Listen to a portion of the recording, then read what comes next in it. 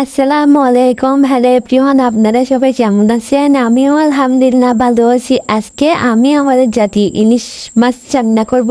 দেখেন আমি কিভাবে এই রান্নাটা করতেছি। আপনারা আমার ভিডিওটা না টেনে সম্পূর্ণ দেখার ট্রাই করবেন। এখানে আমি আদা বাটা দিয়ে দিয়েছি, তারপরে জিরা বাটা দিচ্ছি, কাঁচামরিচ বাটা দিচ্ছি, দিয়ে ভালো করে নেড়ে চেড়ে দিচ্ছি ওগুলো যাতে লেগে না যাওয়ার জন্য। মরিচের গুঁড়া দিচ্ছি,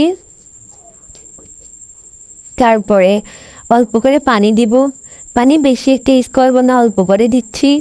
তারপর টক দিয়ে দিচ্ছি, টক দিলেও দিতে পারেন, না দিলেও না দিতে পারেন, সমস্যা নেই, ওটা হচ্ছে অপশনাল। তারপর লবণ দিয়ে ভালো করে নেড়ে চেড়ে দিচ্ছি আমি আবারও, যাতে লেগে না যাওয়ার জন্য নিচে ভালো করে নেড়ে চেড়ে দিতে হবে।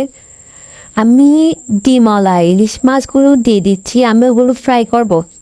দেখেন আমি ডিমলা ইলিশ মাছগুলো দিয়ে দিচ্ছি, ঢাকনা দিয়ে রেখে দিচ্ছি। বারবার নেড়ে চেড়ে দিতে হবে যাতে মাছটা লেগে না যায় নিচে। নিচে দিয়ে যদি লেগে যায় মাছটা মানে সুন্দর দেখাবে না। দেখেন আমি আবারও নেড়ে চেড়ে দিব, ভালো করে মাছটা একদম ফ্রাই করে ফেলবো যাতে কাঁচা না থাকার জন্য। এইটা দেখেন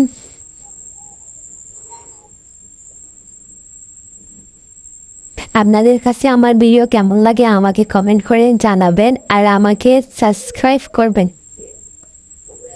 এটা আমি একটা একটা করে নিয়ে নিচ্ছি একটা প্লেটের মধ্যে, কারণ ওগুলো ফ্রাই করা হয়ে গেছে তো সেই জন্য আমি এখন একটা একটা করে নিয়ে নিচ্ছি।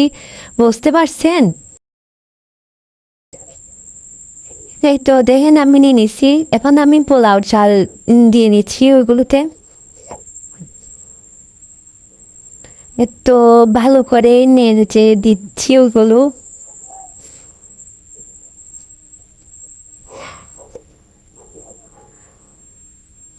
তারপর লবণ দিব, লবণটা আমি আমার পরিমাণ দিয়ে দিছি দেখে।